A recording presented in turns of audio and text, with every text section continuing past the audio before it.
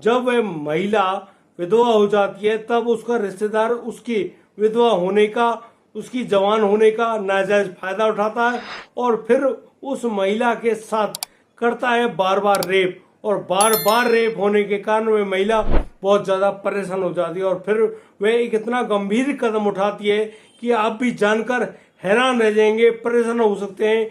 आपको लगेगा कि उस महिला ने सही किया या गलत। आप अपनी बात रख सकते हैं हमारे कमेंट बॉक्स में। नमस्कार, आदाब, सत श्री अकाल दोस्तों, मैं भी प्रकाश स्वागत करता हूं आपका हमारे यूट्यूब चैनल किस्से क्राइम के। दोस्तों, यहाँ पर आपको क्राइम से संबंधित बहुत ही ज्यादा सटीक और ताजा तरीन खबरें मिलती हैं, जिनके मुताबिक आप अपने आप को ताजा रखते हैं खबरों के मुताबिक। दोस्तों, आप हमें सब्सक्राइब करना और नोटिफिकेशन की बेल को दबाना बिल्कुल ना भूलें। दोस्तों, आज का बेहद ही हैरान कर देने वाले मामला यह सामने आया है हिंदुस्तान की राजधानी नई दिल्ली से। नई दिल्ली शिवाजी पार्क के पास एक व्यक्ति का शव बरामद होता है सुबह 8:30 बजे के करीब। वहां पर बहुत सारे लोगों की भीड़ जुट जाती है और सभी लोग हैरान है, दुखी है कि यह आदमी किसी की भी पहचान में नहीं आ रहा है। अब पुलिस भी मौका वारदात पर पहुंच जाती है और शव को कब्जे में लेते हुए पोस्टमार्टम कराने के लिए उसको सरकारी अस्पताल भेज रही होती है। दोस्तों, यहाँ पर पुलिस उस व्यक्ति के मर्डर के मुताबिक, यानी कि यह प्रतीत हो रहा होता है प्रथम दृष्टया कि उस व्यक्ति पर ताबड़तोड़ हमले किए गए हैं। उसके पेट में, छाती में, हाथ पैरों में काफी ज्यादा गहरे जख्म भी बने हुए हैं। उनके चलते हुए अब पुलिस और ज्यादा खोजबीन कर रही होती है। जगह जगह लगे हुए सीसीटीवी कैमरे की तलाश में, वहां की जो वीडियोज हैं उनकी तलाश में अब बहुत ज्यादा खोजबीन कर रही होती है। तो उस खोजबीन में पता चलता है, उस छानबीन में पता चलता है कि इस व्यक्ति के साथ एक व्यक्ति और एक महिला भी है। अब दोस्तों, पुलिस का कार्य क्या है, उस वीडियोज के तहत अब उस महिला के बारे में जानकारी प्राप्त करें। और दोस्तों, देखते देखते अब पता चल जाता है कि वह महिला कौन है और यह युवक भी कौन है। दोस्तों, अब उस महिला के एड्रेस पर जाया जाता है, पुलिस पहुंचती है और फिर उस महिला को गिरफ्तार करते हुए उसको थाने लाया जाता है। और थाने में लाकर उस महिला द्वारा सुनाई गई बातें, ऐसे खुलासे जिनको सुनकर हर कोई हैरान रह जाए, परेशान हो जाए कि इस महिला के साथ इतनी जाति कैसे हो सकती है। दोस्तों, अब कहानी मैं आपको बताता हूँ विस्तार से। दोस्तों, वह महिला कह रही होती है, रो रही होती है, परेशान हो रही होती है, पुलिस के सामने हाथ जोड़कर गिड़गिड़ा रही होती है और पुलिस से कह रही होती है कि यदि आपको कोई भी मेरी बात गलत लगे तो आप जो चाहे वो कर सकते हैं।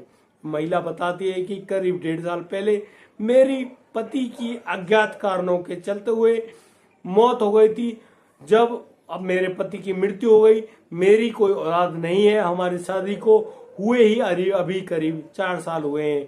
और दोस्तों, 1.5 साल पहले जब उसके पति की मौत हो जाती है तो वह महिला अकेली रहती है अपने घर में। और दोस्तों, उस विधवा महिला के अकेले रहने पर उसके बारे में और रिश्तेदारों को पता होता है। और दोस्तों, उस महिला का एक रिश्तेदार होता है जो कि उसके पति की बुआ का लड़का है और जो रहने वाला उत्तर प्रदेश के कासगंज के एक गांव का है।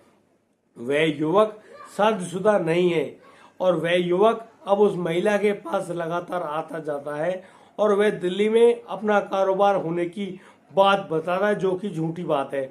और वह युवक अब जब भी उसको मौका मिलता है उस महिला के साथ शारीरिक संबंध बनाता है और उस महिला के साथ कहता है कि वह उससे शादी कर ले। तो इस बात पर वह महिला भी राजी हो जाती है और वह कहती है कि अब आपके भाई तो नहीं रहे, अब मेरा सहारा आप बन जाएं।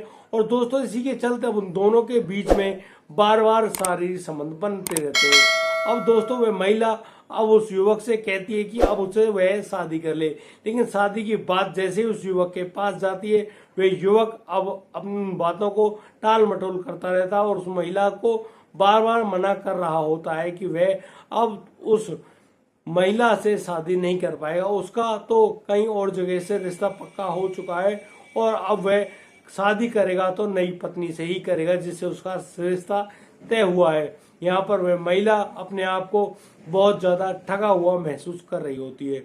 अब वह सोच रही होती है कि उस व्यक्ति ने उस महिला के साथ बेहद बुरा किया है, शादी का झूठा झांसा देकर उसके साथ जबरन शारीरिक संबंध बनाए हैं और अब शादी करने की जब बात आती है तो शादी करने की बात पर मुकर रहा है।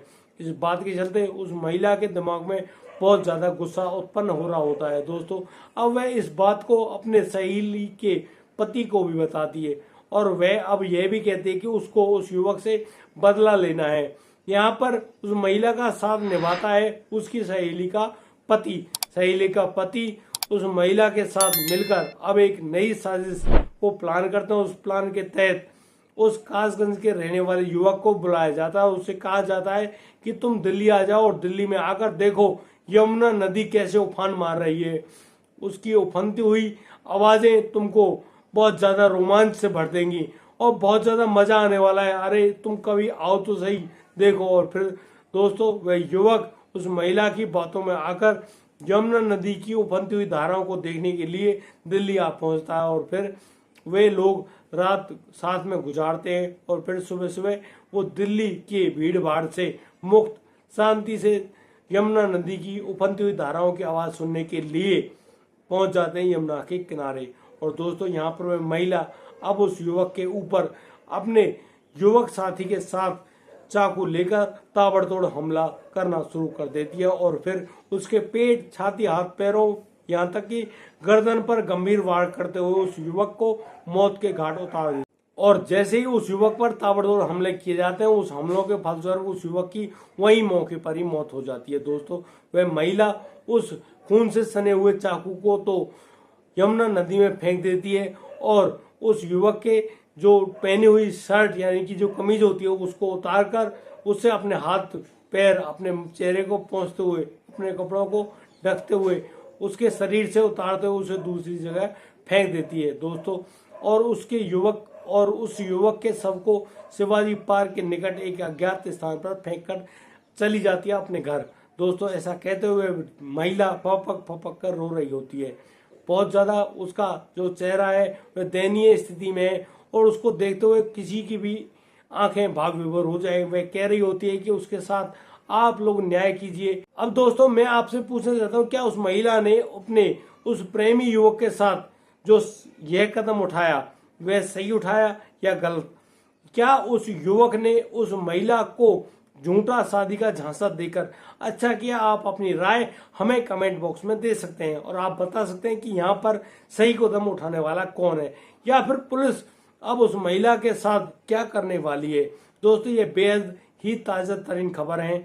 दोस्तों यदि आपको हमारी वीडियो और दी गई जानकारी अच्छी लगी हो तो आप हमें लाइक करें, कमेंट करें, शेयर करें और हाँ सब्सक्राइब करना बिल्कुल ना भूलें। साथ ही साथ दोस्तों मिलता हूँ कल, लाता हूँ नई संस्कृति खबर। तब तक के लिए आप बढ़िया रहे, बेहतरीन रहें, परिवार का ख्याल रखते रहें, सावधान रहें, सतर्क रहें। जय हिंद, जय भारत।